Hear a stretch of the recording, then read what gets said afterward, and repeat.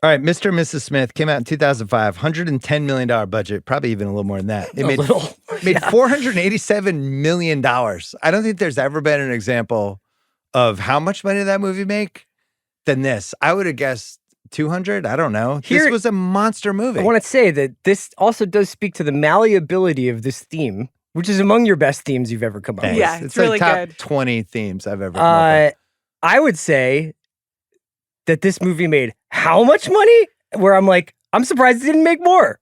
Because of like how popular these two people were at the time and what a sensation this was. It was a beautiful moment of synergy of the tabloids, movie theaters, people still going to movies, us still being a country. I mean, it was very special and special to me personally. But the build-up, I think, off screen to this movie, you can't.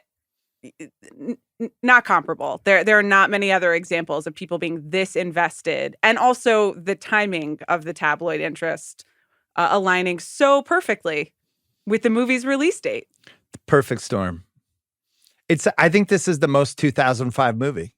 It fits the most for that year and that culture where the internet's kind of blowing up, and we're going into like phase 3.0 of the internet.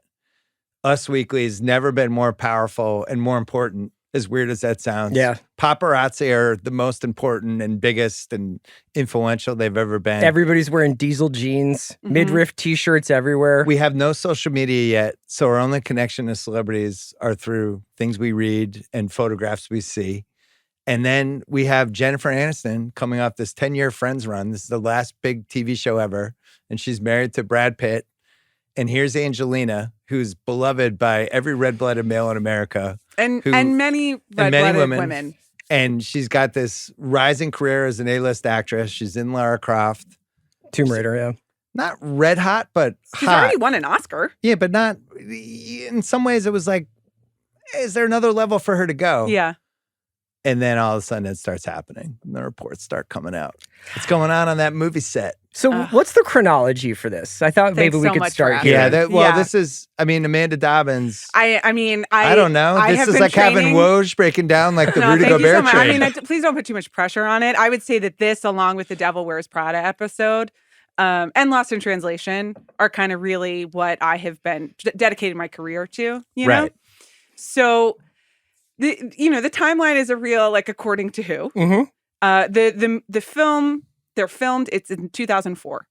Brad Pitt and Jennifer Aniston are still married throughout 2004. But as Bill said, there are some rumors. It's first 3 months of 2004, and she's finishing Friends. And Doug Liman, the director, is banking that they can finish the shoot before he has to go off to Ocean's 12, Brad Pitt. And he loses the bet.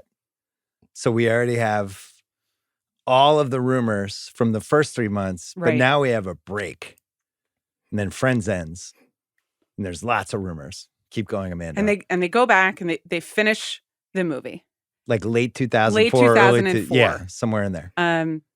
January 2005, Brad Pitt and Jennifer Aniston announce their separation, the end of their marriage. And Us Weekly is like, thank you. Yeah. Thank you.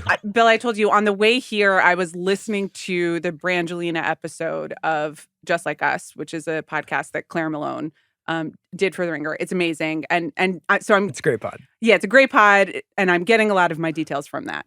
So January, it's just all over Us Weekly. And they hadn't been married a long time. It was like, they were married like, what, 5 years? Maybe 5. Yeah, they've been together maybe 6 And total. had Angelina broken up with Billy Bob? Yeah, she was She'd broken up before this, right? Okay. Yeah. And then I want to say April of 2004, Angelina, Brad. 2005. Oh, yes, thank you. I'm sorry. April of 2005, Angelina, Brad, and baby Maddox are photographed, quote unquote, paparazzi. I mean, it was paparazzi, but whether it was set up, we can discuss, on the beach in Kenya. And that is like... just a random place. Here we go. Atomic bomb. It was either Will Rogers or Kenya. They wound up in Kenya. They're like, how far away can we go to have a moment on the beach with little young Maddox? Yeah. Kenya? And then it's off. Okay. And then this movie comes out in June. I want to say tied to the release of this movie is the infamous. And they can't promote it really, right? Yeah, because Us Weekly in particular has been spinning the love triangle in a Team Aniston sort of way. And I only say Team Aniston because there were literally shirts sold with Team Aniston and Team Jolie. And Jennifer Aniston is a beloved American celebrity who also sells a lot of magazines and a lot of, water and bath products now. People were invested in the Brad Pitt Jennifer Aniston relationship. Exactly. It was like, oh, these seem like two cool celebrities. I'm happy for these two crazy kids. Like the narrative was set very early on by the homewrecker Angelina. Exactly. Oh my God, Brad Pitt, how does he do this to Aniston? Right. And then Aniston was beautiful. And it was like, this was the rarely seen beautiful woman stealing another from another beautiful. Nobody had ever seen a love triangle like this. So you couldn't make this up. But so right around the release, Brad Pitt and Angelina Jolie also do that W magazine photo shoot. Do you remember this? Yeah. That's like in Palm Springs, and it's like Brad Pitt. I think it was called Domestic Bliss, and it's like they're basically their characters, right? But like quote unquote, like in an art driven way.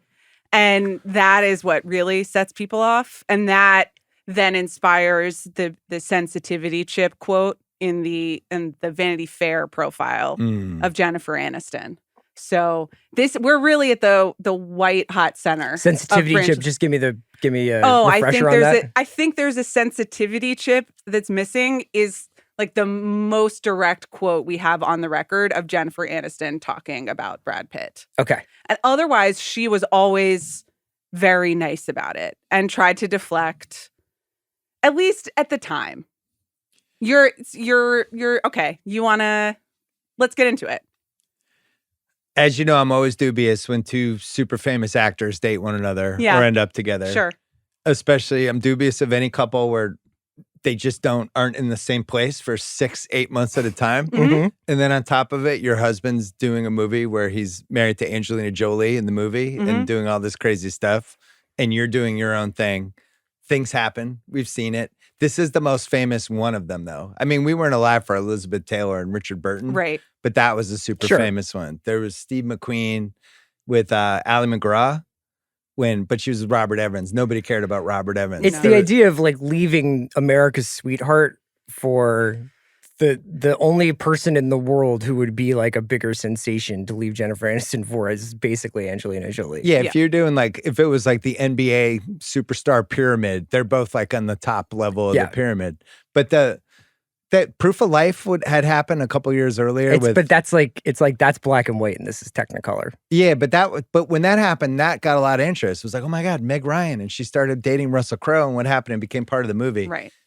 The movie was an afterthought compared to the circus around this whole thing. And yet it made almost $500 million. And I just thought I would mention, because you said, at that time we didn't have social media and then we had Us Magazine. And that's true to some extent. We had Us Weekly. And like Entertainment Tonight. But we also had TMZ and Perez Hilton. Like there was this burgeoning. It was just starting. Yeah, there was this burgeoning. Guy might have started it. And there was also, you could go on Ain't It Cool and you could go to different movie websites and read kind of daily gossip that used to be reserved for once a month in Premiere Magazine. Yeah. And this movie has one of the most incredible, like behind the scenes, like, I can't believe they assembled 2 hours of footage. If you read the LA Times stories from the time being and like the reports about like the casting, the rewrites, Doug Liman, this, other people coming in to shoot action scenes, Brad Pitt leaving for 3 months. Yeah. When you know that he's gone off to do Ocean's 12, it makes this movie 10 times funnier because for half of the movie, he's just doing Rusty from Ocean's 12.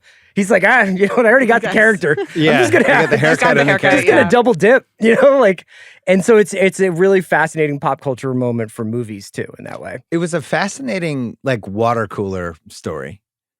Like, it was just something everyone talked about, and there were sides, and I think everybody was Team Aniston, but then there was a couple different sides of that where it was like, well, it's her fault for letting Brad film a movie with Angelina. So you had those people. Right. And then there was also a very sinister thing that like Us Weekly and all the tabloids did they started injecting the Jennifer Aniston doesn't want to have kids into it. This was her fault. Yeah. And so it was her fault. And look at Angelina. And then, Angelina suddenly has like 6 children. So there were like some sides, but most people, Jennifer Aniston just like had the winning hand, right? She did. Most people were pretty angry about Angelina. Yeah. And, she'd been from the mid-90s on, was clear where her career was going as an A-lister. I would say she's one of the most potent people I've ever seen in a movie screen. Oh, yeah. Like Sharon Stone, Basic Instinct level, where just oozing whatever she wanted to ooze from a charisma, sexuality standpoint. I don't even know if I particularly love Angelina Jolie's movies for the most part. No. Like, there's not that many that I'm like. And this is probably the best use of her in a movie from this version of her. Yes. Where you're just like, oh my God. I wish she made more movies like this. I wish she had an opportunity to make more stuff. I want to talk like about this. that later. Yeah, I wish she's a classic. I wish we could reset your career. Like, I really like this movie she was in that I don't even think it did well, but she was in this movie called Playing by Heart. Mm-hmm. That was like one of those ensemble cast movies, and she's great in it. And I was like, I just wish she had like 5 of those. Like, Scarlett did a much better job of doing weird parts and different parts and big parts, small parts for that decade than I think Angelina did. So what's her like big break as a Boys Don't...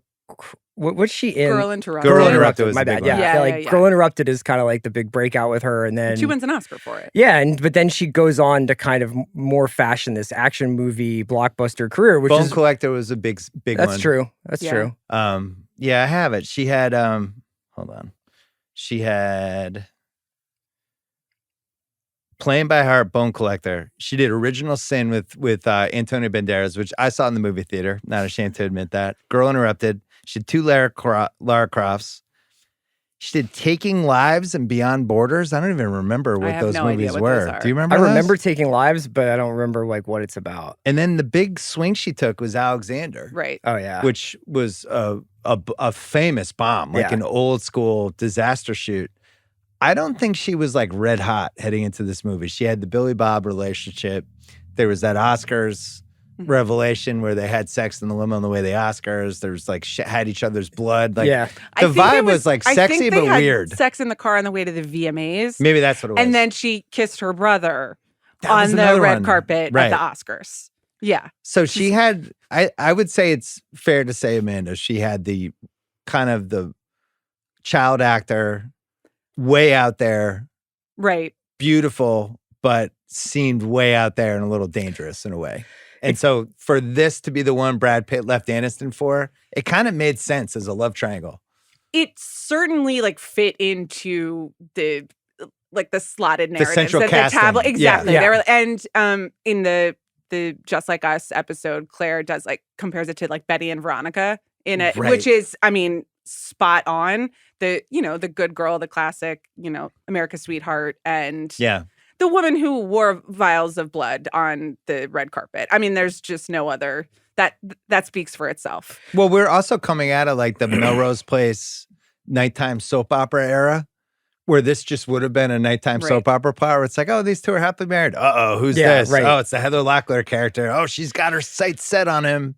And then we get the love triangle, we're off. There's something really interesting going on in this movie with her where there's a fun tidbit about how like she already had knives. Like she knew how to use knives. Yeah. She has a collection of knives, like all these Brazilian knives that she had. Mm-hmm. And she was like pushing the knives part. Like she was like, I'm already trained. I have my own. Like, what if we did this? And she's always twirling them in scenes.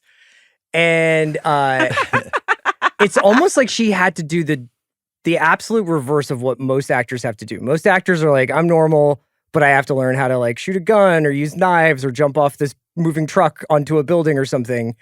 And she's like, I know how to do all that stuff. I just don't know how to be in a kitchen with a partner. Right. And be normal. And like, there's something kind of alien about it that works for the movie, but is also maybe why she can only do a certain kind of thing in the movies. Whereas Brad Pitt, for as famous as he's been, for as long as he's been famous, is always really weirdly relatable in so much as he's just like, I'm a guy who's walking around the San Gennaro Festival drinking a beer, or I like to stumble into a poker game, his hair too, drunk and play poker. And he projects a normalcy, even though he's like Brad fucking Pitt, that Angelina, I think sometimes is like struggles to find. I always thought the issue with her is she was so drop dead beautiful and so unusual looking that it was hard to take her seriously as like in certain roles because it was just like there's nobody who looks like her, you know? Yeah. And you couldn't have her be like, oh, she's going to be a school teacher in this movie. It's like that's not realistic. Yeah, she she's can't Angelina play Jolie. anyone who has any sort of like romantic troubles, except for maybe the very strange romantic troubles delineated in this movie. Like, which by the way, didn't totally make sense. Like, these were totally like the two most beautiful people of 2004 she's not together. She's not a down on her luck kind of gal. No, she's not going to be in Silkwood with a bad haircut. Right. And, you know, in the 90s in particular, like the rom-com, you know, heaven. But all of those were women who, like, they don't quite know how beautiful they are. They don't know. They like. She knows. She knows. I mean, it's unavoidable how absolutely beautiful. I always think about whether or not this movie would be a movie with Brad Pitt and Angelina Jolie in the same circumstances at the same time, but was like Kramer versus Kramer or Pelican Brief. If that would have been as big as Mr. and Mrs. Smith, because I think the fact that Mr. and Mrs. Smith is literally about nothing, and we will get into this, but like there is literally no story in this movie. This is like you walk onto a car dealership and they're like, hey, check out this car. And you get into the car and they're like, it's pretty fucking good stereo, huh? And you're like, yeah, but there's no steering wheel. Yeah. And you're like, yeah, but the stereo. And you're like, yeah, but there's no rear view mirror. Right. And they're like, yeah, but turn it up a little bit. And then you were like, I guess I'll buy the car. It sounds really good. I mean, like this movie is an absolute blast to watch. But I defy you to tell me the plot, right? Well, you know why it's a blast to watch? Because would you like? I mean, okay. I defy you to tell me like what the agencies are that they are working for and stuff like that. Yeah. I mean, I have a robust nitpicking section, you know. Yeah, but it's okay. It is okay because these two, and I'm just like, what happens if they are in Kramer versus Kramer in 2005? But isn't this the irony of the movie though? It's a total chemistry movie. Yeah. Their chemistry is unbelievable in the movie. And you're also kind of watching them fall in love with each other in real life probably at the same time. But it totally makes sense that they started dating after this. There's only, like, I think Out of Sight had this. I think Clooney and J-Lo, they had this real chemistry and you could feel it in the scenes. And like, I wouldn't have been surprised if they just started dating after that movie ended. Right. It happens really rarely. What's sad about this movie is then when they made that movie, what was that called? 2 by Sea? Beyond the Sea, whatever. Yeah. 8 years later, and they have no chemistry at all. By the Sea. Yeah, no. They have no chemistry at all. It's like, oh, this is what love is like. Yeah. Like, this is it. They ran their course. Yeah. But in this movie, as they're filming it, it's like electric. And as Chris says, there's really not a plot. I mean, there is a plot, but there's not. There's a plot. I think it's a pretty funny movie about marriage. It's a very obvious, you know, they're trying to like, this is a movie about marriage and they're making jokes about it, but I don't know. I know I'm not trying to besmirch this movie other than the fact that the people making it felt the need to write 40 endings. True. So they were obviously like searching for something to lend a degree of significance to the movie. And I think they didn't need to because they had Angelina Jolie and Brad Pitt. A lot of people wrote about this movie weirdly in 2016 when these two broke up in real life. Yeah. And there was this whole wave of, let's reevaluate Mr. and Mrs. Smith. The Guardian wrote this piece. They broke up that long ago? Yeah. God. Yeah. The Guardian wrote a piece in one paragraph I thought was really good. The conceit of the film is the same as the marketing of the film. What if two extraordinary people pretended to be normal, boring suburbanites who marinate in quiet desperation and bitter lack of fulfillment? And that's kind of what happened over the course of the movie with the filming. You're in your trailer all day. Every time you're doing a scene with Angelina, it's like, man, chemistry. Jennifer Aniston's not calling you back. She's on the set of Friends. And then all of a sudden the sparks are flying. I think this happens with actors all the time. I mean, the real fundamental piece of this movie to me is I think it's just insane to be an actor. I think it's insane to be like, I'm going to pretend to be married to this person for 3 months and we're going to make out and we're going to have chemistry. And then I'm just going to shut it off. One place together or a series of like you know, exotic locations, and I'm going to be sequestered with this group of people. And I look fantastic and she looks fantastic and we're just going to shut this off. Yeah. I mean, the course of Hollywood is over and over again. This goes sideways and then people end up falling for each other. honestly surprised it doesn't happen more. It feels like it should happen every time. It's more surprising when it's Richard Gere and Deborah Winger and they're like, we hate each other. Right. And I'm like, you guys seem like you're completely in love. What is that? How are you pretending to hate, like, to be in love when you dislike each other this much? Like Heather Locklear and Jack Wagner started dating after Melrose Place. And I was like, you know what? I saw that for years. I could have predicted that. You guys had it. You had the chemistry. But yeah, I think this is the oldest story in Hollywood. Two people are on a set.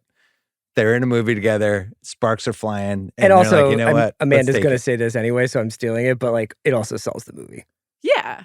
But not always, because it hurt Proof of Life. And it hurt 6 Days and 7 Nights in a different way when the Anne Heche thing. I love you guys so much, and I love your love for Proof of Life so much. But and I love Meg Ryan and Russell Crowe. But it's a slightly different stratosphere that we're dealing with here. Doug Liman took a shot at Proof of Life. Did he? In the CW piece he did, where somebody said, what about speculation? This is before the movie came out. What about speculation and publicity could hurt your movie the same way it hurt Proof of Life? Lyman said, you can sit there and blame it on Meg Ryan and Russell Crowe, but you know, Proof of Life is just not that good of a movie. There's a fundamental flaw, which is yucky to have a love story when the Meg Ryan's character's husband's in a cage and could be killed. That's not appealing. That was a direct attack on us, Chris. It's a direct attack on us. And this guy... Fuck you, Doug Liman. Like, these two people kill 40 people in this movie, and it's just like, they're pretty hot, though, aren't they? Yeah. Like, it's like morally. How dare you moralize us, Doug Liman? It is also, you know, Meg Ryan is our rom-com queen. You know, so you don't want to see her. It's different when it's Meg Ryan versus Brad Pitt, and I say that is a sexist double standard or whatever, but this is America.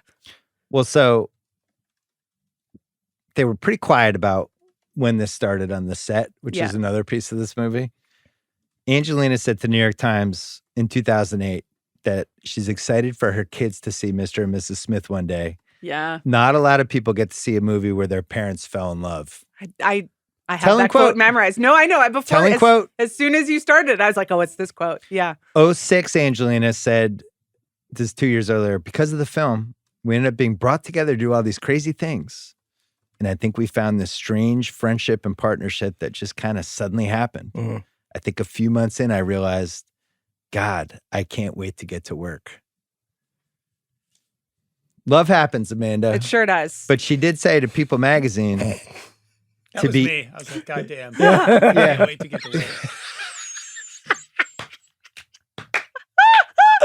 Yeah. Every time Bill's like, famous love here's story. Another Rewatchables from 1982. Yeah. Craig's like, I can't wait. Is Liz going to be there?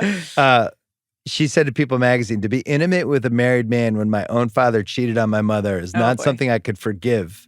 I could not look at myself in the morning if I did that. Yeah, we haven't said the name Jon Voight yet. Not a great guy. No, but like a lot of good research on him. That's always been a complicated relationship. I think they've been estranged for the majority of like her time in the public eye. And she is, you know, given a lot of quotes about that. And then Aniston said to the Hollywood Reporter, quote, no one did anything wrong. Yeah. I was going to save this for later, but I do feel like we have to talk about the Jennifer Aniston piece of this. Let's go. I'm going to do my my hottest take right now. Really? Okay. Greatest thing that ever happened to her career, this whole triangle.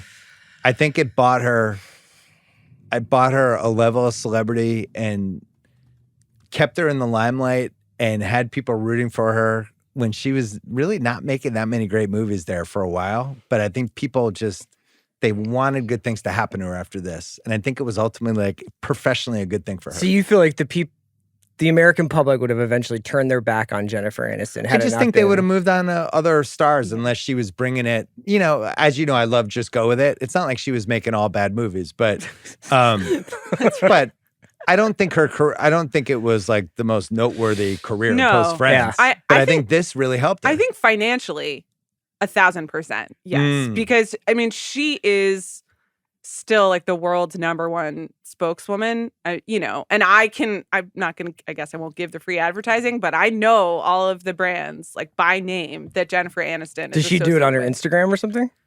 No, I just see them everywhere, okay. You know, and I mean, maybe that just means I'm old and they're like targeting that Aveeno ad right at me, you know, they're like, here you go. But I think it's definitely true that it kept her in the public eye and extended her public persona and our sympathy for her.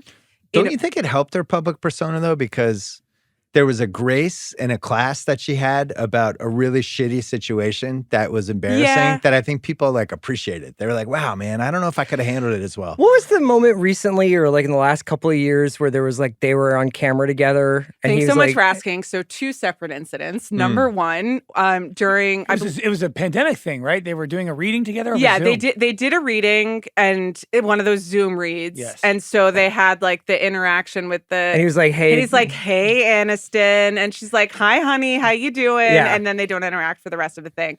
And then when he was nominated for Once Upon a Time in Hollywood, which I guess was pre-pandemic, that was 2019. I guess it was at the SAG Awards. Maybe it was Golden Globes, but it was at a place where TV and movie people were in the same space. And so they were both nominated. And they had like a passing moment. She was like nominated for morning show? I believe it was for the morning show. For worst TV show of the year? Did you watch the finale? Of course. I didn't listen to your podcast Okay, about thank you. Yeah, it was... After we demoted morning show from Prestige TV and moved it to Guilty Pleasure. That was a tough run. Also, like, do you think that she and Reese Witherspoon filmed a single scene together? No, I think they CGI'd everything. Even the last scene? There's something more very expensive telling than Game about of the Thrones. fact that she's holding her arm like that. Like it's not like she's got her arm around her to prove that. If so, then Apple has like really upped their CGI, at least in that last scene. I'm going to find out. Okay. Over the holidays, I'm going to find out. Anyway, so okay, thank you so much. Yeah. So I'm going to call in some favors. Okay. Great. Tim, SG here. Hey, Tim. Quick question. Look, number one, can I get a titanium iPhone? Number two, you got to give me the lowdown. Anyway, to bring it back to the SAG Awards and or Golden Globe Awards in 2019, they're both nominated and they like passed each other backstage, and they did maybe like a here, give me your hand. It was sort of like a this, like in passing, holding it along. Just like a half shake. Okay, and people zoomed in on it, and like we all had a moment together. Okay. I mean, they're closing in on the if we're still single when we're 60, let's make another run at it. Like a pact? Yeah. I think there's a chance that, they met. She was super famous in the late 90s. He was hitting it big in the late 90s. Yeah. We've talked about this before in the Rewatchables where one person's like, I can't believe I'm dating. I can't believe I'm pulling this off. And then the other person's like, I can't believe I'm pulling this off. And you end up together for 5 years, but it doesn't seem like they had a ton in common. Yeah. I don't know. If Brad Pitt is getting back together with exes, Gwyneth Paltrow seems happily married now, but that's what I'm looking for. So the Gwyneth one, I agree with you. Thank you. Yeah. I'm with you on that one. Brad Pitt wasn't smoking hot either when this movie came out. He did the Mexican. You mean like career-wise. Career-wise. Sorry. Because you think this is like peak Pitt. I just like, I think it's... Pause for a second. Yeah. The Mexican, Spy Game, Ocean's 11. Yeah. Troy. Hey, can I Troy's ask you the something? bomb, and then Ocean's 12. No. Go back. Can I ask you something that I've been wanting to ask you for a long time? The Mexican? No. And now we're in front of microphones. Do you like Ocean's 11? I do. Okay, but like, you had to think about that. No, I do. I genuinely do. Do you like 12? I don't like 12 as much, but I do like going to Italy. And I like I like being in Europe. Me too. I just like any movie where I get to go somewhere. This is why Bill and I are friends, by the way. Yeah. But it's great. You even just now, you were like, he's been on a tough streak. And then you said Ocean's 11. And that's an important But I listed film. off 5 movies the where Mexican he wasn't the lead of a super successful movie. Did you say Troy? Didn't do well. I know, but every single man we worked with has watched that on cable like 8,000 times, including this man right here. Hell yeah. I saw it in the movie theater with Adam Carolla, and we just kind of left, and we were like, fucking A. Why wasn't that better? Or they miss it? It was like between 2 eras of CGI. Yeah. But my point is, like, this was him and Angelina driving a $500 million movie. This was the biggest success, I think, for both of them. Because it was just them. It was the two of them. And I would be hard-pressed to find in the history of Hollywood a better love triangle than this from a look standpoint and a fame standpoint. I just don't think we can do better. It would be like right now if it was Taylor Swift, Travis Kelce, and then Olivia Rodrigo. Respectfully. Like, go ahead. Olivia Rodrigo comes in and steals Travis Kelce from Taylor Swift. That's the only thing I could think that, or Kim Kardashian comes in and steals Taylor Swift or Travis Kelce. If she stole Taylor Swift, that would be Taylor Swift. That actually is the correct. Yeah, because no one really cares about stealing. Kylie Jenner comes in and steals Travis Kelce from Taylor Swift, and then everybody's like, the Kardashians made you do that. I know that it's an amazing merging of worlds, and Travis Kelce seems like a very nice guy, and I'm pro the Kelce family, but he's not Brad Pitt. Like, but that's my point. Like, even though he's apparently a very good football player. You can't come up with a triangle like this. Yeah. It's impossible. Yeah. You just can't do it. That's it. Couple more things in the movie. We mentioned it was directed by Doug Liman. It was written by Simon Kinberg, but there were like 40 people involved. Roger Ebert, 3 stars. He loved it. Which is weird because he's usually a story guy. Yeah. Not this time. It's a weird review. He says there's a kind of movie that consists of watching 2 people on the screen. Yeah. The plot is immaterial. What matters is the chemistry. A term that once referred to as science, but now refers to the heat we sense or we think we sense between 2 movie stars. Brad Pitt and Angelina have it. Yeah. Raj. But then at the end of the review, he's like, it used to be that people would come up to me and ask me like what film they should see. And now they just ask me about like the private lives of celebrities. And I guess that's just where we are. That's another subplot of this movie. Social media definitely changes it. I think that barrier gets removed because like now Angelina, like 20, well, how old was she when she did this? Like 26? 30? When it comes out. So yeah. Right. So she would have, like, if it was now, she would have had some Instagram account from when she was a child actress that would have had 10 million. We would have known. They would have been tracking, oh, wait, why was she in this place? And Brad Pitt was there too. And his just would have been different. There was more mystery. And I think there's no mystery anymore with anything. Yeah. Except for Travis Kelce and Taylor Swift. Mm-hmm. There's no mystery with that. I was kidding. Oh, okay. Yeah. There's no mystery. Is that Chiefs-Eagles game at, I know this is coming out Monday night, but is that Chiefs-Eagles game in Philly? Okay. But I don't think she's going. She is going? Their parents are meeting for the first time. Are you serious? Yeah. When did this get... That happened today, and I was actually really excited that it was going to happen in Philly because I was like, I think that they're going to get booed. I think Taylor Swift might get booed. She's from Pennsylvania, yeah. And also, are you going to come over to watch that? Sure. Okay. This is very exciting because I thought since she's on tour in South America that like the she's flying back for it. Yeah, I mean, which we can talk about the jet costs another time. I thought like the one game that I would have to watch was going to be the game she wasn't going to go to. So I'm excited. Can I ask you one last question before we go to most rewatchable scene? Yes. Whose side were you on during this love triangle? I'm so glad that you asked. You never really told and us. I was ready. So 2005 Amanda. Yes, I was in college. Yeah. And I was very interested in all of this stuff and a voracious Us Weekly reader. And it was maybe a little contrarian streak, or it was maybe, honestly, my true feelings. I was Team Jolie. Now, here's why. I have to tell you that and this is not an original take, but Angelina Jolie is one of the most beautiful women that I've ever seen. And my taste in women is it's Angelina Jolie, it's Rachel Weisz. Oh, it's this French woman, Adele Hanel. There's just like an all-consuming. There's a shocking third mention of all-time women there. Jesus. Well, that's the list off the top of my head. I love it. But they're all. Haley Atwell's another one. But so just something where they just like assault you with their beauty and like kind of overpower you is the way that I go. So I think I was like, well, look at Angelina Jolie. You can't deny it, you know? She's one of those, she hit that rare spot where all guys were obviously like, she's one of the most beautiful people I've ever seen. But even women who normally could be like, I don't know, or like they'll try, but even everybody was just like, yep, it's done. It's a wrap. It was just like a guaranteed number one pick. It was undeniable. Look away from her on a screen. Well, this movie probably leveraged it the best. Yeah. I think. I can't speak for Original Sin because I haven't seen that one in a while. My wife had the best take on this 20 years ago. She's like, well, obviously, Aniston couldn't make his toes curl.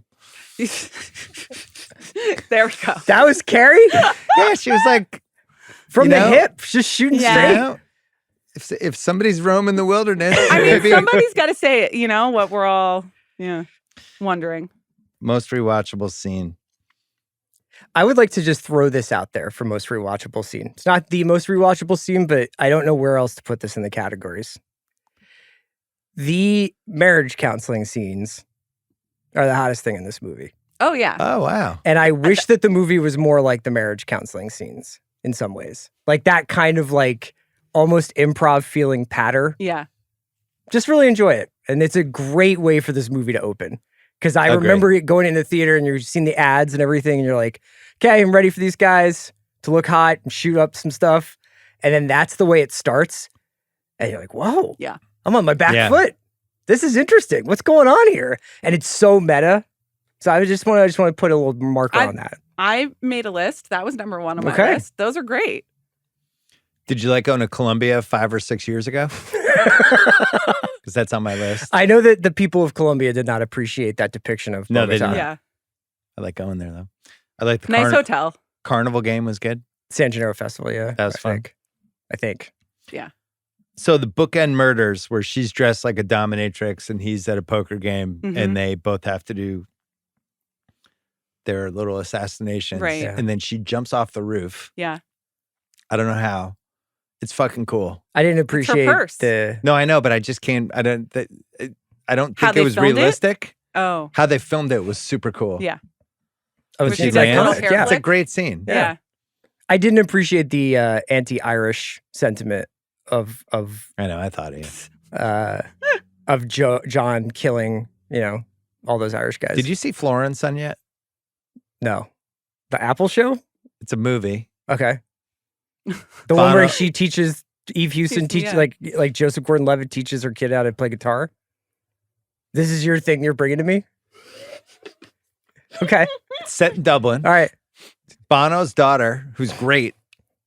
Good I'm worried actress. about you. She I'm is worried great. about you. You're changing. My wife watched it. You're changing. My wife watched it, and I happened to be in the room watching 2 basketball games on the other 2 TVs and kind of half watching it. Yeah. That's the new house. We have the setup. I can It's watch really basketball beautiful. and chip in on the movie. That is the future And she of loved marriage, it. and I love it.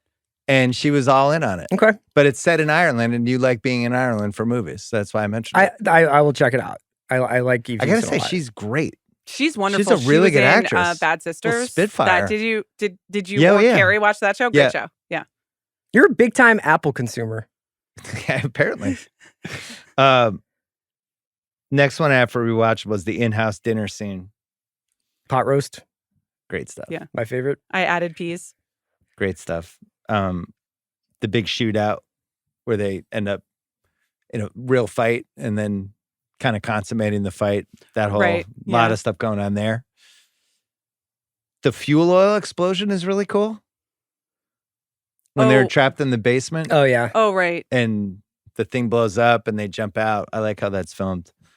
The store shootout where they have the yellow glasses on at the end. What else? Did you have anything else? Yeah. The tango scene. Tango scene's good. Yeah, the second one. That's important. And they both look very hot. And then I do like the car chase where they're trading things that they lied about to each other. Notre Dame art history major. Yeah. Yeah. I can't believe I brought my real parents to our wedding. I mean, that's funny. Yeah. What do you have? Anything else?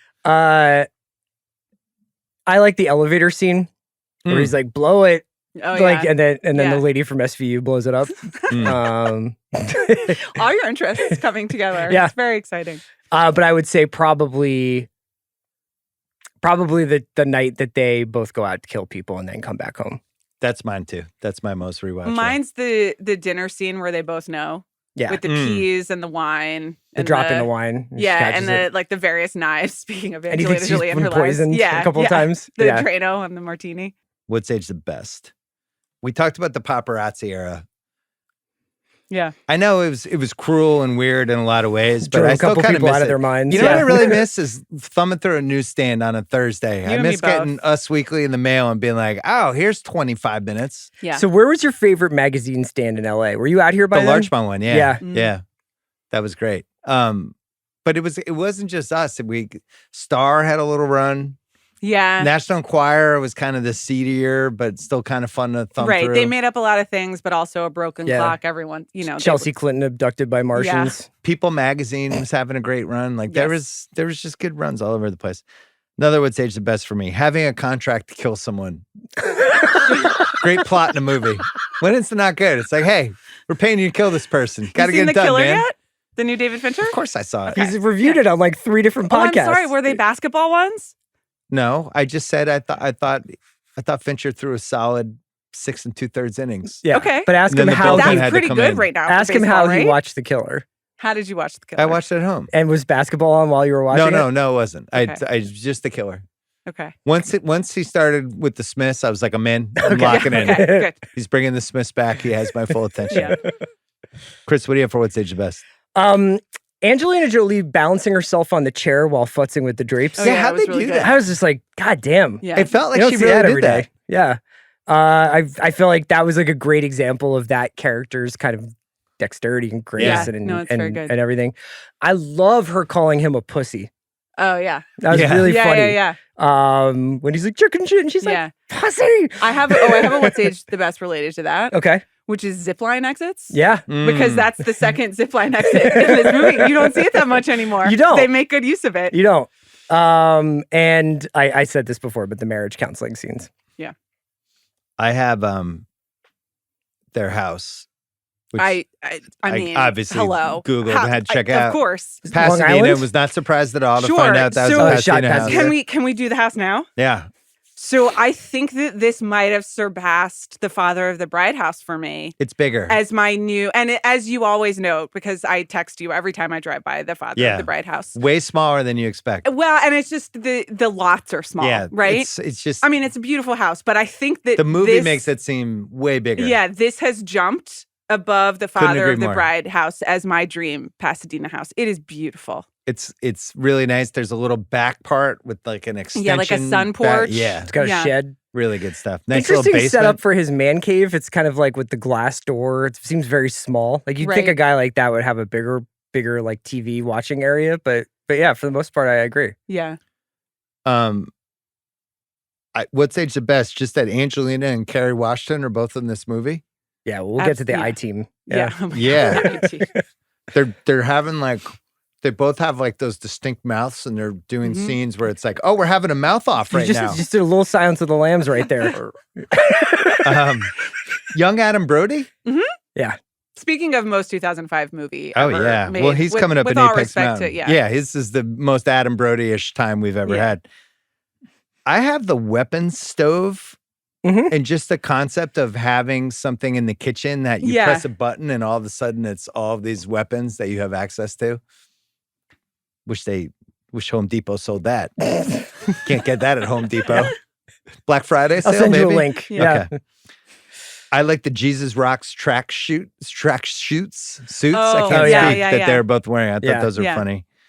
The Michelle Monaghan cameo is unbelievable. Yeah. How about that?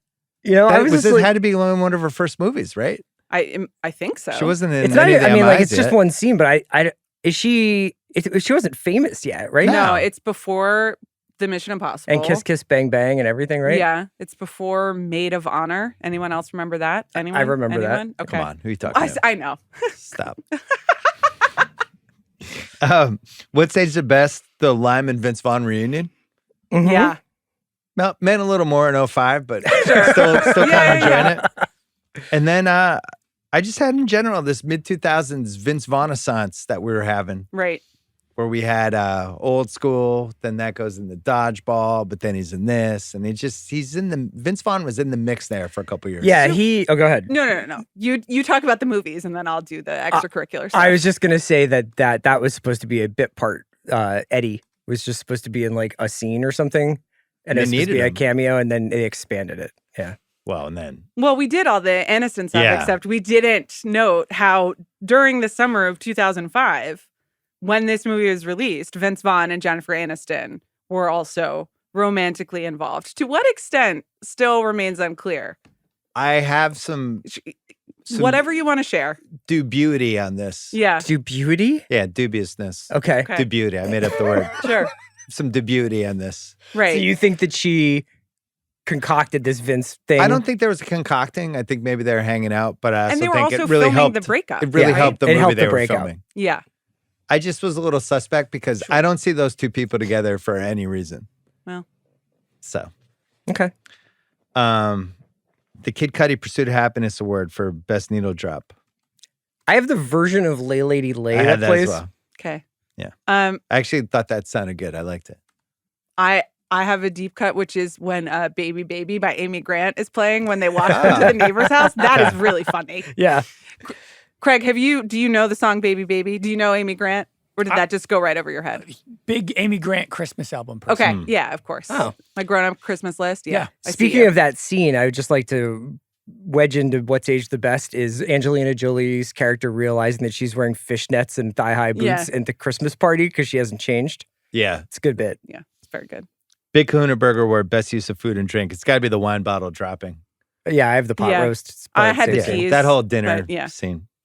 Den of Thieves, Benihana Award, Scene, Steal, and Location. I know the Colombians weren't happy about this movie, but I still like the scene, the location. I stand with the Colombians. Yeah. Okay. Yeah. I thought it's just, guess what? South America, great movie location. I'm always in. Yeah. Name a South American city I'm in. But like Colombia doesn't, I just have my intention. They don't go outside the hotel though. It's fine. But it looks like a wonderful hotel. Yeah. I like the paint colors are distressed just so. 05, I just don't think it's an accurate representation of the. Oh, there's no question it was not. Yeah. I was going to say the homeware store at the end As is was I. my scene stealing location. Great shot, Gordo Award, most cinematic shot. I think her descending from the hotel with the purse, right? That's really cool. I was going to do the one once it's all out war in the house and she's sliding across the lobby, the foyer, excuse me, with the gun. Yeah, it's good stuff. The Vincent Chase Award. Are we sure this character was actually good at his job? I have a red herring for you. Mm-hmm. Doug Liman. Oh, Billy. So, you do a shoot and you're betting that. To be clear, he didn't bet. This is the second time you said you're betting. He literally says, "I'm betting." Okay, but he's not like literally. No, he's betting because he thinks he can finish his shoot before Ocean 12 starts. Yeah. So he's making that bet because if he can't finish it in time, it's going to cost like an extra $20 million for the movie. Yeah. He's like, no, Ocean 12 is not starting on time. Guess what? Ocean 12 started on time. He's lucky Ocean's 12 like probably shot as fast as it did. Yeah. So he ends up costing $26 million extra before they could film the rest of it. And here's what the crazy part, and this is why I don't think he was good at his job.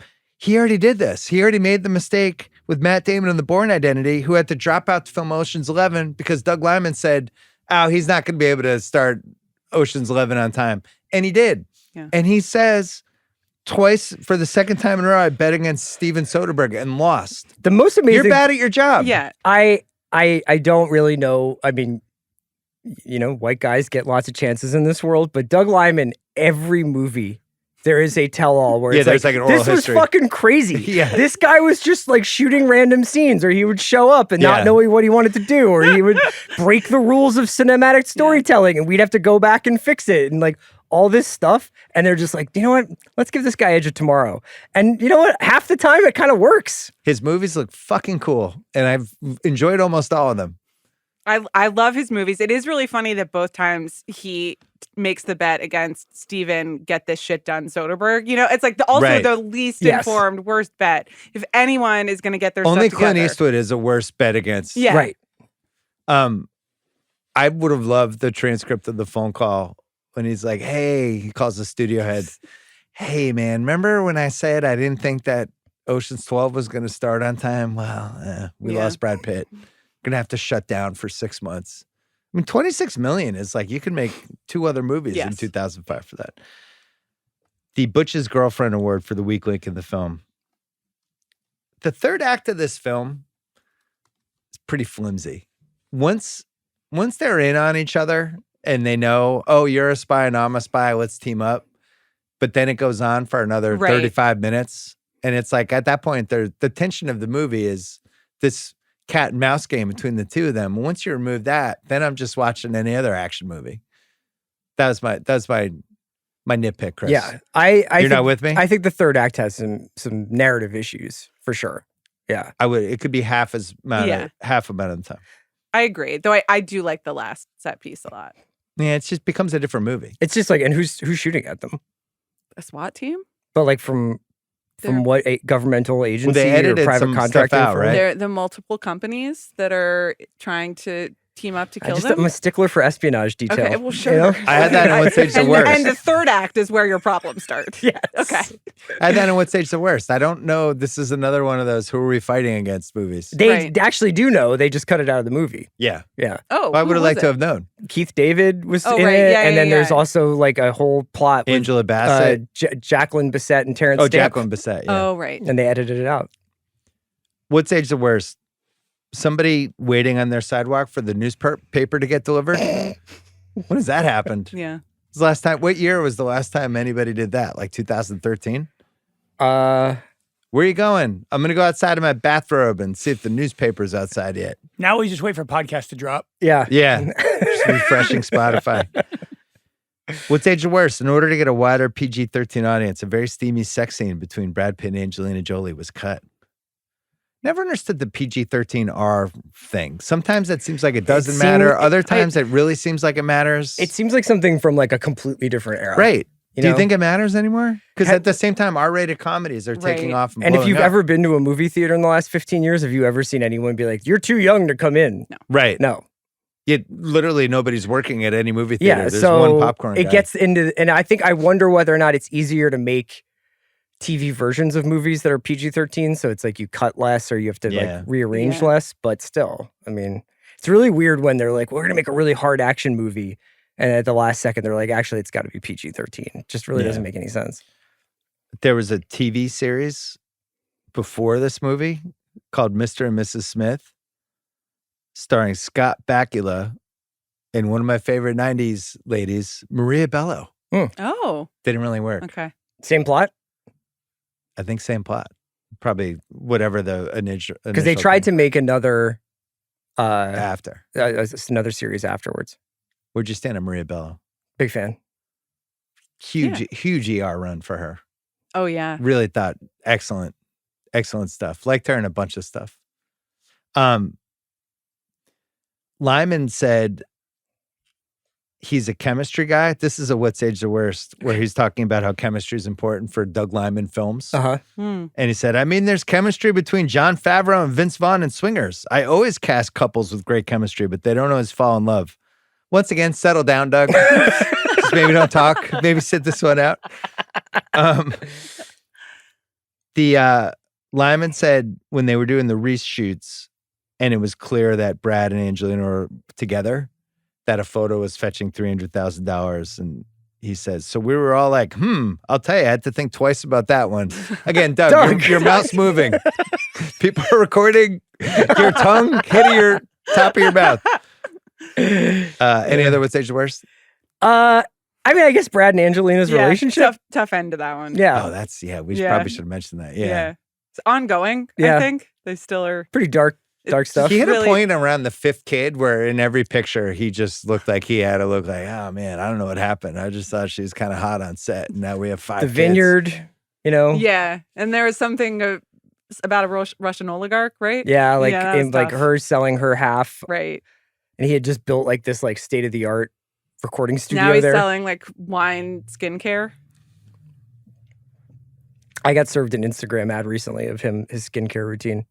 Listen, if you get sent any of the product, I'd love to try it. I don't think that I'm their target audience. Okay. Yeah. Do you think she's an excellent actress? Angelina Jolie? Yeah. Could she have been a Marriage Story with Adam Driver? Well, she's so striking. And listen, this sounds ridiculous to say in comparison to Scarlett Johansson, who is also one of the most beautiful, striking like women in the world. But I don't know because I'm just so distracted by what Angelina Jolie looks like. And I think that overpowers so anything that she's in. She was really good in the Daniel Pearl movie. Wasn't that I the one can't say she that made? I saw that one. Yeah. I saw it. It was an Oscar screening. A Mighty Heart? Mighty Heart. Yeah, I thought she was really yeah. good in that. That made me think like, oh man, could she have been like Meryl Streep if she wasn't so distracted? I'm always so curious about like the choices that actors make when it comes to cast, like what roles they take, because, you know, when you get to that level of fame, you assume you can just kind of call your own shot to some extent. Yeah. And, you know, recently Jennifer Lawrence I think when No Hard Feelings came out, she was like, I changed my representation because like I found out that I wasn't getting the scripts. She's like, I want to be in a Safdie brothers movie, but I wasn't getting like those scripts. And then, you know, I think somebody like Emma Stone is very good at choosing really interesting material.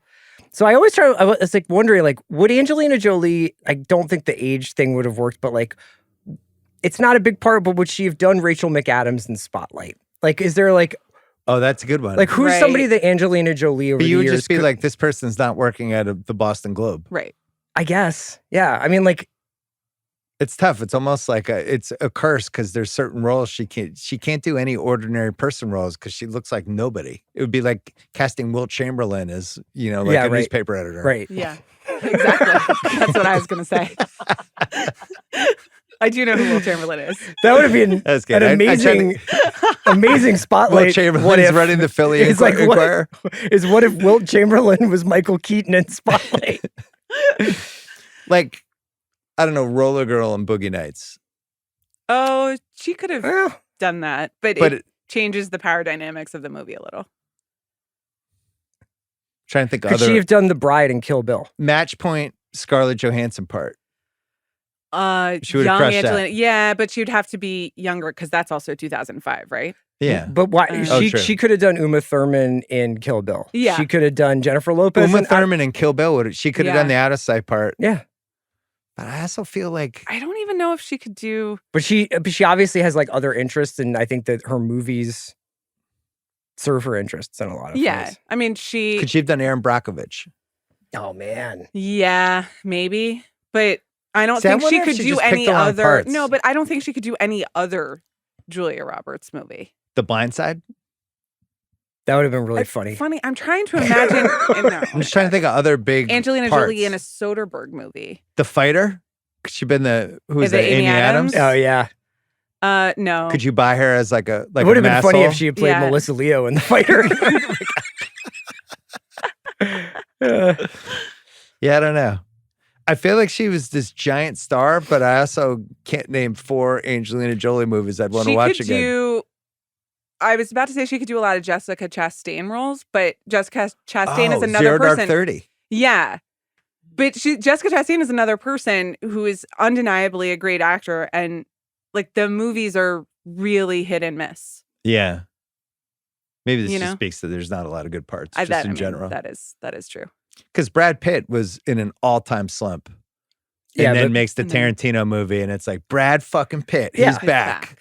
And she never really had one of those in the last 10 years. She also had 6 kids to deal with, so maybe she wasn't as focused. Yeah, but you're right. Brad Pitt 07 on rips off like a bunch of movies where you're just like, holy shit, Brad Pitt is really in the mix again. Yeah, like she doesn't have her Inglourious Bastards or anything like that. Because leading up to going, like there's this like kind of like he executive produces The Departed, but he's not in it.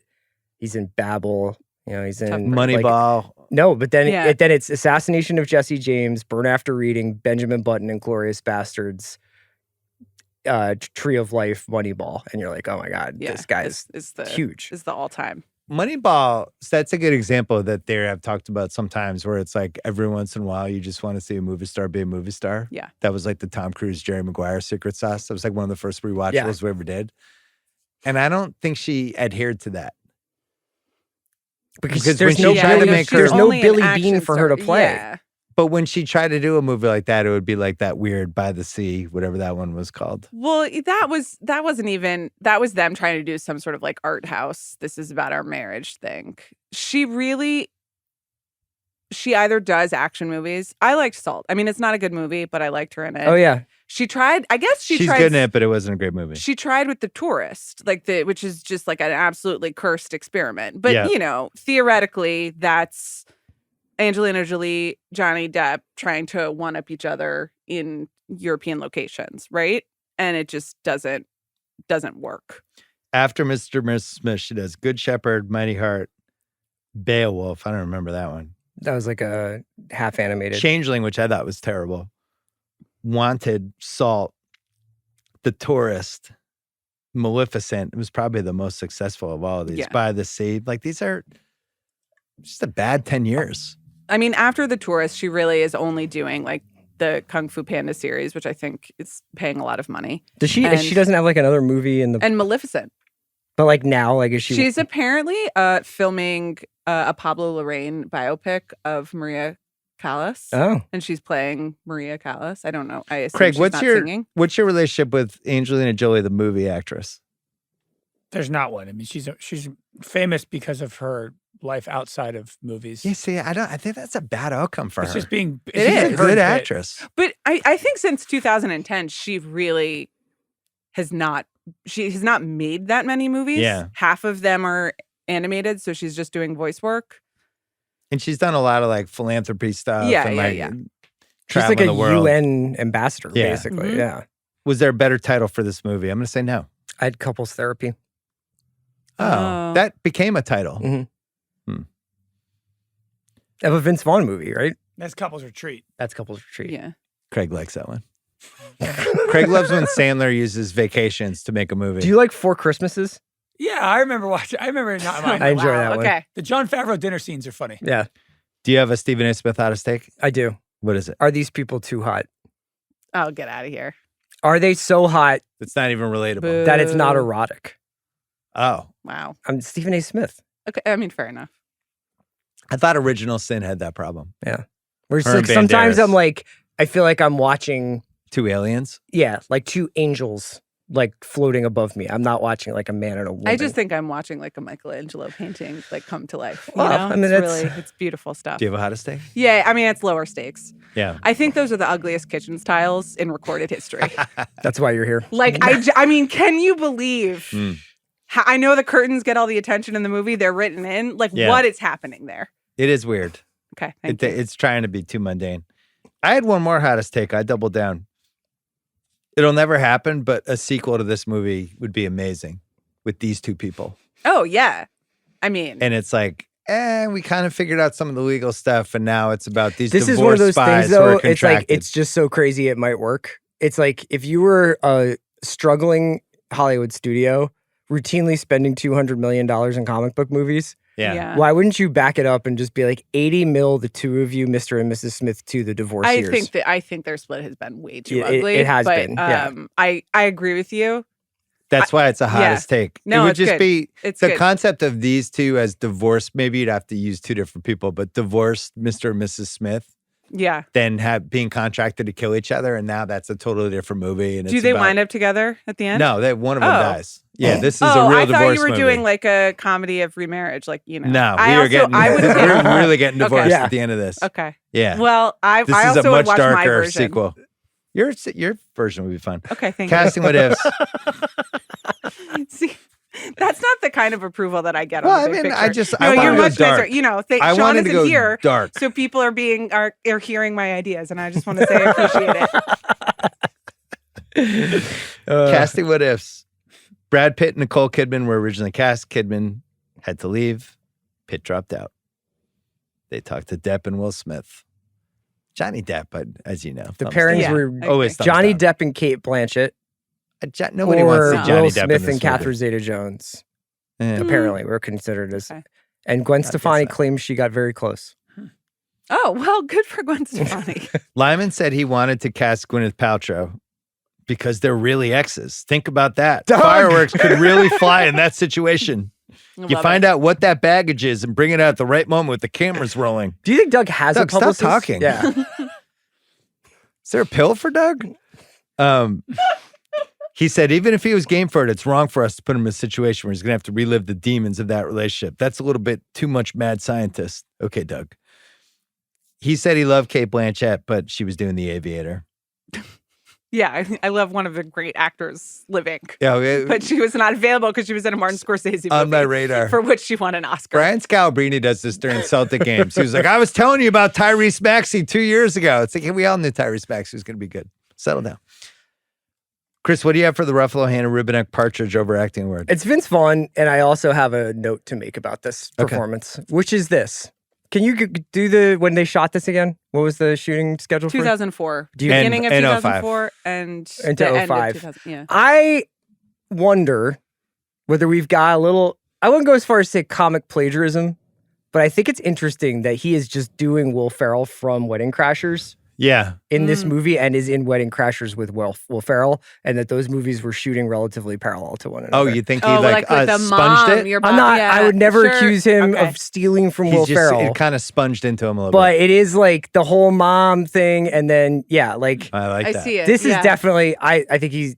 I honestly routinely am just like Vince Vaughn's my favorite part of a movie. This movie in particular, I just feel like he did not have a script. That Doug was just like, Vince, just cook. He has no idea what's happening in the movie really, but he has to like move it along where he's like, there's a price on your head. I got it on my phone. And he's like, he lives at a diner. Is he an assassin? What's his job? Like, what's he do? So you're saying like Philip Seymour Hoffman and Along Came Polly. Which is a 10 out of 10 of can you just carry a scene here for 2 minutes? Yeah. And you're saying Vince is like a 4 out of 10. Yeah, but Vince I just like Vince Vaughn, but I think you're right. I think you flipped my head. He's routinely doing an 8. I can't remember a single Vince Vaughn like great moment in this movie. I just liked having him in the movie. Yeah, I like it. Like if they had just done the scene where he goes to the office and Vince Vaughn's in the office next to him, and he's like, "Great talk. We should do this more often." I think that would have been funny, and we could have left it there. But the fact that he has got the third amount of screen time in this entire film is kind of strange. You know what he's like, Amanda? It's like how everyone gets excited about Justin Tucker during Ravens games. Okay. But it's like, you haven't really been that good this year. You just got a kick blocked. Yeah. Maybe you're not Justin Tucker anymore. It's kind of an off year, right, Craig? Host of our fantasy football show. Same thing, right? It's not totally stuff. Justin Tucker. Craig checked out like 20 minutes ago. Best That Guy award from Chuck and Buck, Chris Weitz. Oh, yeah. He's one of those guys. Yeah. The oak floors. Red oak floors, yeah. You seen Chuck and Buck, Craig? No.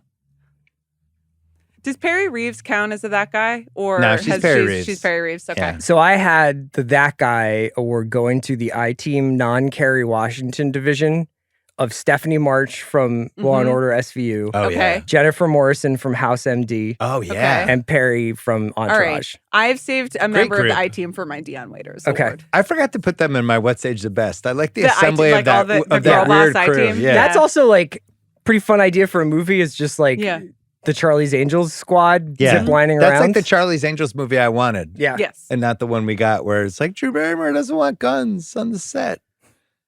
I'm still mad that I feel like they botched an unbelievable franchise. I know we've argued about this. Yeah, you liked it. I was like, we've already argued I was about 16. What do you want? Dion Waiters Award, Michelle Monaghan. Yeah. One scene, she's got some piercings. She's being super weird. I wrote down the member of the I-Team who is administering stitches to Angelina Jolie while she's giving directions. I was just 20 seconds of just like very precise work. Yeah. Good for her. I have Brody. Brody. I thought he was like a C+. Yeah. I wanted more from Brody. I just wanted him to be It's Seth. not his fault. They didn't, they wanted the Brody essence, but they didn't give him material. They didn't give him any lines. You know? It is funny that they're like, you're a Death Cab for Cutie fan, but you're a CIA agent. Yeah. Recasting couch. Who would you put in the Vince Vaughn part? Today or then? Then. It depends on what that role actually is. Is he also an assassin? Who'd Owen Wilson? Just other people from Wedding Crashers? Yeah. What about Bradley Cooper then? Oh, wow. 05 Bradley Cooper? Interesting. A note of anger to the proceedings. Byron Mayo?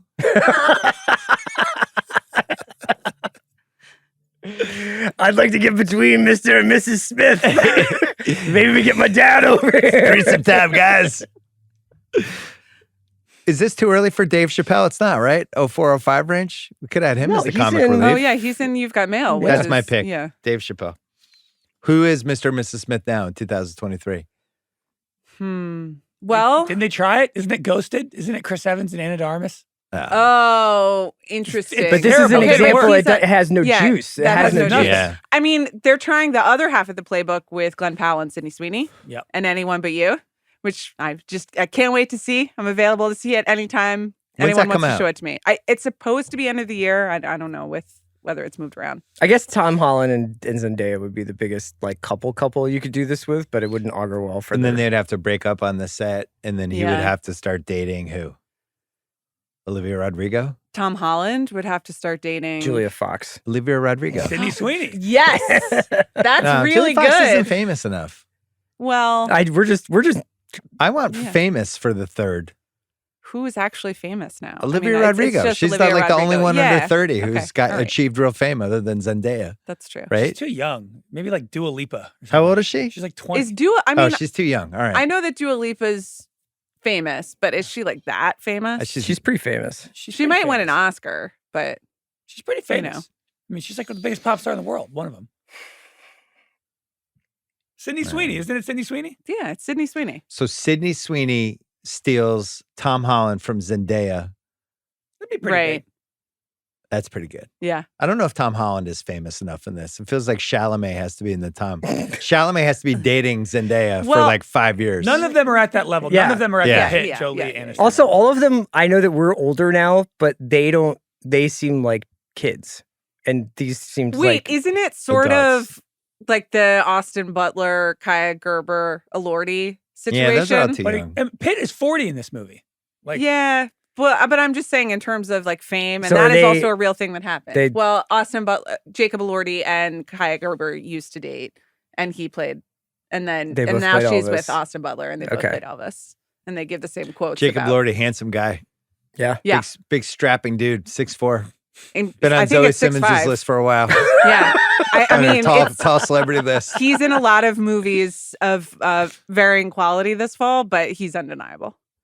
I'm not positive he can play anyone other than Jacob Elordi, but we'll see. Isn't it? It's like Gosling, Emma Stone, and Jennifer Lawrence or something. Right? Oh, wow. Craig.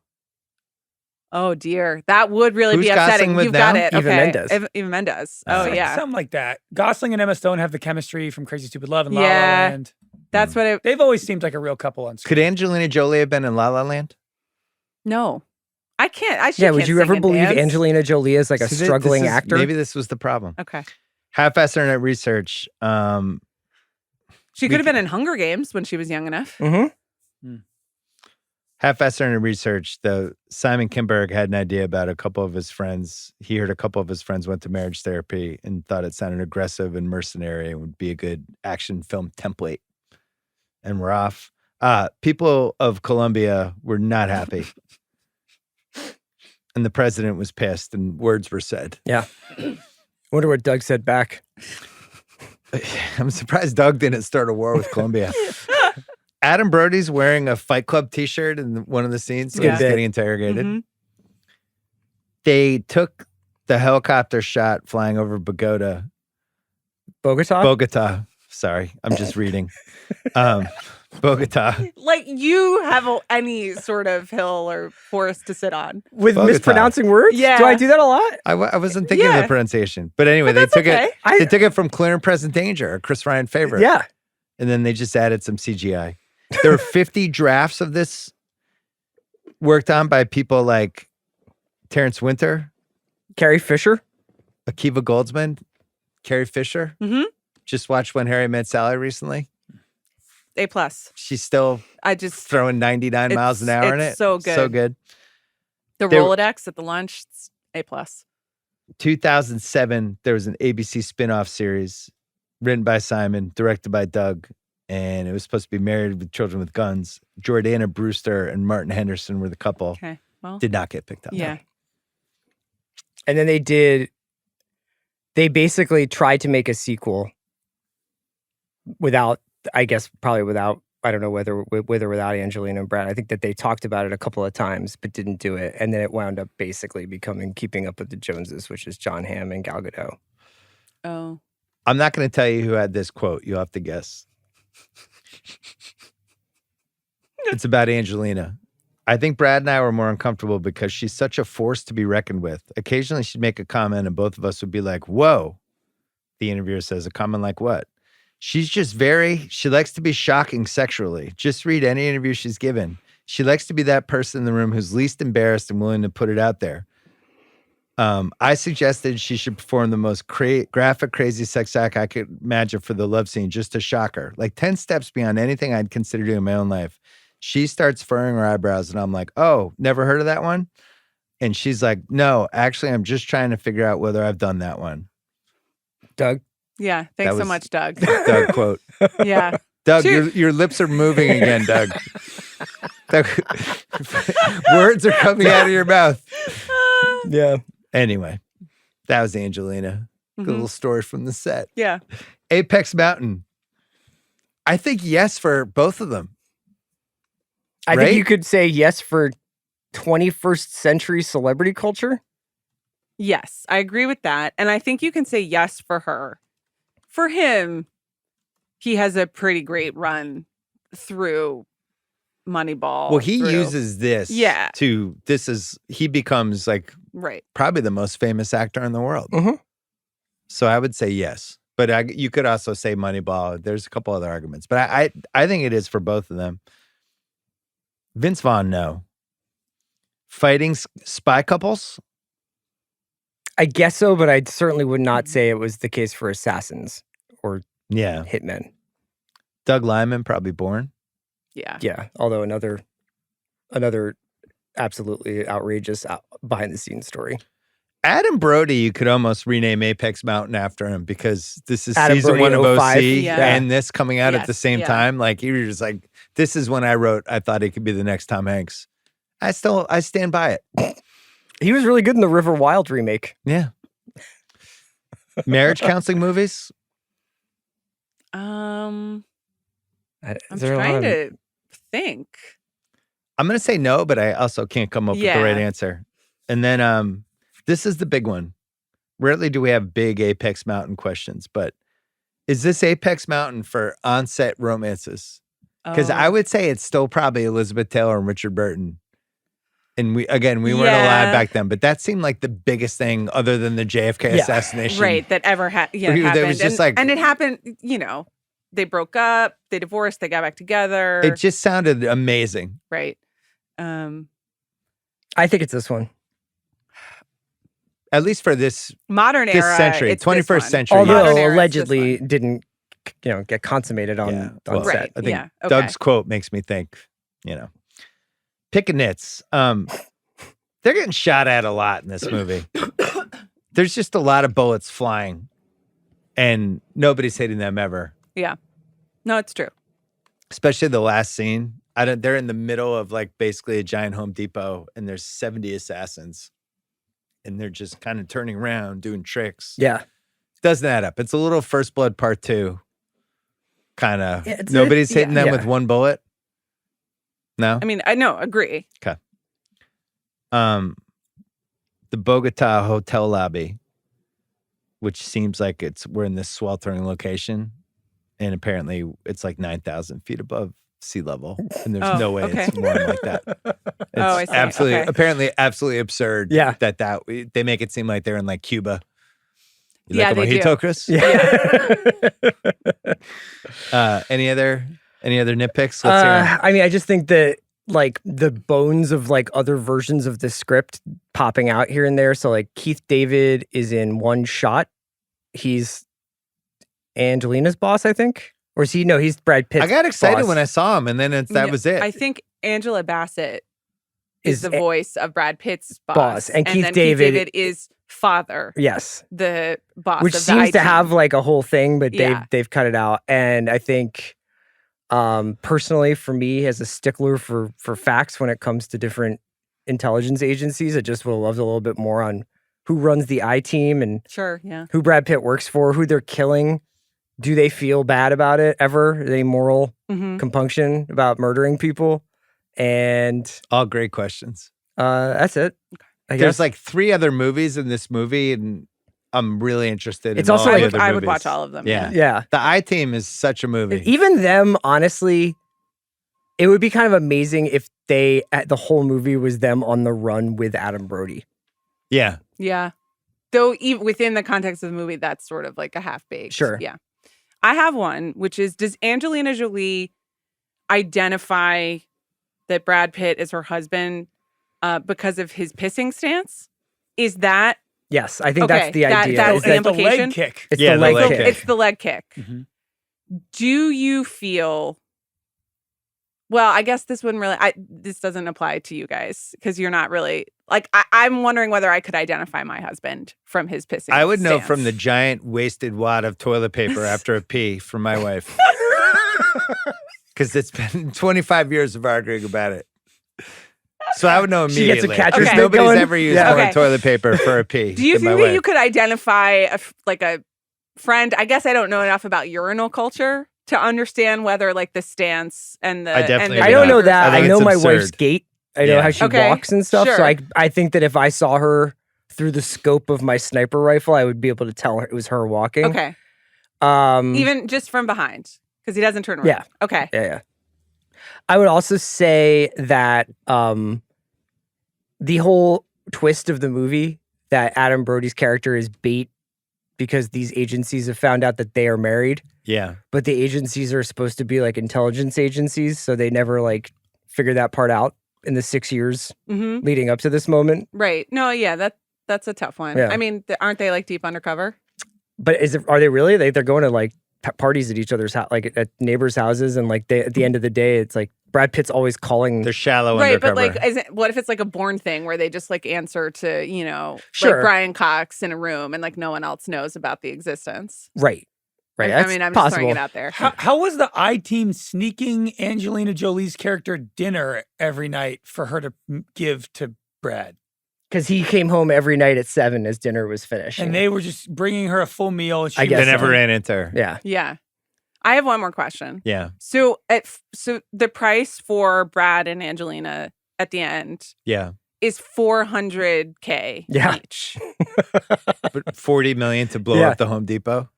Yeah, no, well, 400K just seemed really low to me for this kind of work. It's Yeah. kind of like I agree. And it like the facts of the movie and their lifestyle don't really support. You think it should have been like 10 million? Yeah. And Yeah. I'm just like, if that's the pricing scheme, then how are they affording that house? How are they affording those cars, the trips to Aspen? How did they build the house? Like, so Angelina Jolie would privately build the Yeah, she was like, while my dummy husband's oven. away, I'm getting Right. like a secret cabinet for my knives. and then while she's away, he's building the shed that Yeah. has his whole. So they're just like both building this house. Yeah, it's a separately. metaphor about how people in a marriage don't communicate. That's I don't right. know if you picked that up. Yeah. Doesn't make any sense. it is a little bit like the NBA in-season tournament, where it's like, what's the incentive here? You know? And what are the rules? Yeah. So you think it's unrealistic that the CIA, who was able to kill John F. Kennedy, couldn't But kill Right. this these isn't the two? CIA. Yeah. These are independent. Yeah. Yeah. Is that where you are on that now? I was reading a. Where I've been for the last No, I 15 know, but years. you know, it's like the 60th anniversary, so there have been a lot Yeah. of pieces, and so I was reading some. Apparently Rob Reiner has a podcast now about it. Yeah, And Yeah. now like one of the Secret Service agents has come out against a lot of the conspiracy theories surrounding it. I and I remain just wanted to check in with where you guys are. steadfast in my The beliefs. CIA There was killed the- him. It was the CIA. with the Redact help all of the the- documents and prove me wrong. Okay, How about that? I'm really Why glad are I there asked. 40,000 documents that we still can't read? Yeah. I'm really glad I asked. Sequel, prequel, prestige TV, all black cast are untouchable. All black cast would be fun for this. They've but made, they've tried to do everything with this. yeah, they Is they- the Prestige TV one like not happening? so they Were said they going to do that? here's what we have. Yeah, Amazon, Donald Glover right. and Phoebe You know, they're doing Waller-Bridge. 2022, COVID, stops, creative differences with Glover, Phoebe leaves, Limbo. That's where we Okay. are with that. No, Maya Erskine took the role. and Oh, they're- that's they're right. making it. Oh, my Erskine. That's Are they great. I love officially that. making it now? They were. I don't believe it. Okay. And then Angie Show me said, the redacted documents. Amazon. Angie said in 2010, I'm calling her Angie now. Okay. I'm sure she appreciates that. She said Pitt and her wanted to do a sequel, kicked the tires on it, couldn't get the story. Mhm. Would have been a good career move, I think, for both Yeah. of them. Is this movie better with Wayne Jenkins, Danny Trejo, Catherine Hahn, Steve Buscemi, Sam Jackson, JT Walsh, Philip Baker Hall, or Byron Mayo? What do you got, Chris? I had Catherine Hahn on the I-Team. Oh yeah. Would have That been would be Oh. really wonderful. nice. I Yeah. did note that Angelina drinks an entire bottle of scotch Mhm. that night at the I-Team headquarters, like an entire bottle. And I just was wondering if like Wayne Jenkins walked in on her when she was doing that and she goes, "God damn, Jane! I didn't know I was married to Charles Bukowski! You took down a whole bottle of Johnny Red and a motherfucking glass of Burgundy! You better dry out. You're gonna have cirrhosis a long fucking time, big girl." That's really good. I've never been here for one of those. Because I knew that we only get to do it with Amanda very often, so I felt like I had to dial it up. I thought for sure Byron was going to get in on that one. What if Byron was the couples counselor? Just one Oscar. Who gets it? Doug's publicist. Can you imagine if that person's BlackBerry in 2005? He said, God. What? I would go Jolie because I think she's better than Pitt in this. They're both good, but I actually think she's really good in this movie. He's so good in this, but Chris is right that he's just like, he's doing Rusty. He's just being Brad Pitt. Yeah. I've seen him play this part 10 times. She is like, it's a little War of the Roses, Kathleen Turner-ish, like some of the stuff she's doing. I just think she's really good. I'm good with that. Probably unanswerable questions. How do you install a weapons stove? How do you go about doing this? So you're like, I need this. Mm-hmm. How many people in the world would know how to do it? I think you'd be surprised. Well, I think you got to hope that they're on the I-team. It just seems really complicated. As somebody who just moved into a house and it's hard to do anything. For sure. And you'd be like, hey, is the weapons stove done yet? It's like, I talked to Bob. Yeah. Yeah, we're missing like 3 knives, but he's thinking like Wednesday. Yeah. And it's like, hey, what happened on Wednesday? His knife shelf guy is out of town. Bob got COVID. He can't. Right. It's going to be 2 weeks from now. And then it's like, fucking A, I don't know about weapons stove. Yeah. I don't think it's cheap.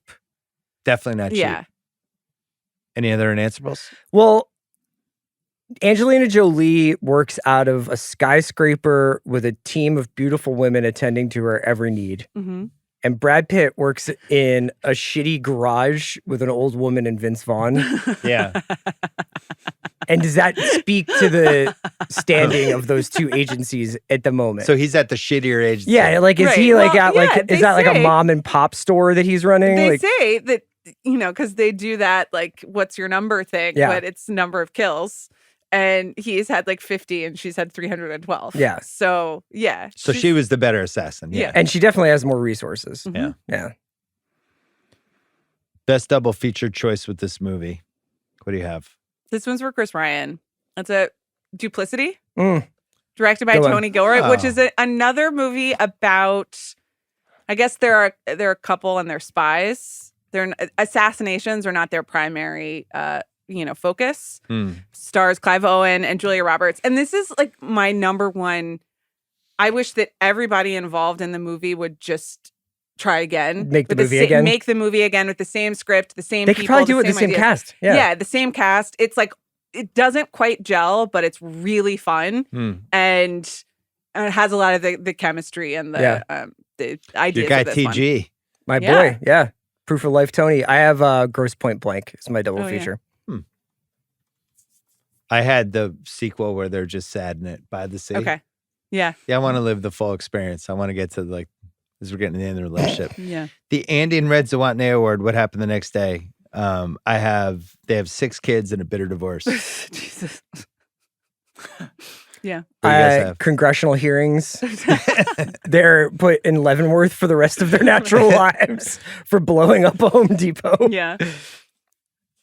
What piece of memorabilia would you want from this movie? I like the tracksuits. I would take those. So the house is off the table. No, you can take the house. He never. I could have the Pasadena house. He gets mad. No, he always gets mad when I'm like, okay, but can I have the house? He gets mad when I'm like, but can I have the car? They blow up the house. It blows up. It's gone. Yeah. There is no house. There is no market. Okay. I mean, that's fair. But the house, or I would take her Mercedes station wagon. Oh, that is a nice era like of the level Mercedes up, station like wagon. my mom life. I would take the secret knife shelf inside the oven. Oh, that's the right call. Coach Finstock Award, best life lesson. Don't let your husband make a movie with Angelina Jolie in the mid-2000s.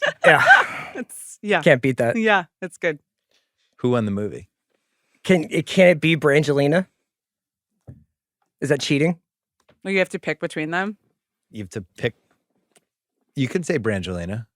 Like Rusilla said Boston for the town. Yeah, I think the concept of Brangelina. Yeah. And this, albeit a bittersweet ending. This arrangement. I have a controversial pick. You're gonna say Aniston? Yeah. Yeah, you are. Oh. That's why you're Aniston fucking wins this you. movie. Yeah. 20 years later, still going, getting $1 million an episode for fucking morning show. And it's just getting and like filmed from only 3 angles. An incredible wardrobe that I'm sure she gets to take home. Just taking 12 days to film a sex scene where she's lying on top of John Hamm with she looks perfect sunlight. Beautiful. Yeah. Yeah. I think she's the winner. I think it might be Pitt. Because he could be the villain in all of this, and he emerges. Yeah. He emerges as like, oh, you can't blame Pitt. He's just this dumb guy. And it's also love is hard. Manipulated. And then this kickstarts like an amazing run. Maybe it was Pitt. Yeah. Pitt's the right answer. Okay. Yeah. Craig, what'd you think? I had seen this movie. I feel like everybody has the same opinion about this movie. It's like, yeah, it's really fun to watch. It's a good movie. It's no one's favorite movie ever. But like, the one thing Liz and I were struck by watching this again was just like how much weight it felt like it had, and how like, just like the power of the celebrity in the moment of 2005 is just unlike anything we have now. And we were just like, man, this felt like such a moment, and it was so important. And I hope we're happy now with social media. I hope we're happy. I mean, amen, Craig. Are we happy that we get to see people walking every single day to get coffee? Yeah. Are the Ben Affleck memes worth it? Yeah. We could have been having Mr. and Mrs. Smiths every 3, 4, 5 years, and monoculture would be back, but instead we're watching whatever celebrity you made me does. think of another piece of that we just have too many celebrities now. So the whole concept of having important celebrities dating each other, now there's like 10 million of them. Like fucking, there's 1 million Jake Paul, Logan Paul, Troyden, all those people on top of all the TikTok. Yeah, I mean, there's no, the reason why Leo is still the coolest movie star is because nobody knows anything about him. Yeah. And it's why I appreciate that like Emma Stone and Jennifer Lawrence, they don't do social media. And a lot of stars are starting to do that because it actually provides some mystery. You want to see them on screen because you don't see them anywhere else. Right. Yeah. You know, I agree with that one. Leo's the one who figured it out. That is like true. When that clip came out of his birthday party, it was shocking because it was like, oh my God, Leo. Yeah. Right. What is this? I identified really deeply with what he did. Yeah. I would definitely do that. Yeah, but how did he not have the cameras locked down? I mean, that's like, or that's was Leo he like, 101. you know what? I've always wanted to rap Dwick. I want everybody to know it.